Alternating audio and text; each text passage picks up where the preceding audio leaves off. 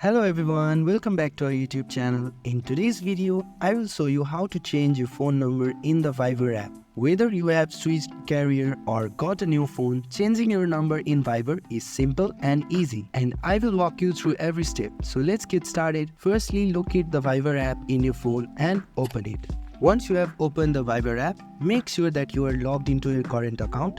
Once you're in the app, tap on the More option at the bottom right corner of the screen. This will take you to the setting menu where you can manage all the aspects of your Viber account. Next, in the More menu, tap on the settings. Now, under the account, you will see an option called Change Your Phone Number. Tap on it to begin the process.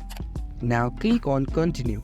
Now you will be prompted to enter your new phone number. So tap on Continue, type in the number carefully, including your country code, and tap Next. Viber will send you a verification code to your new number.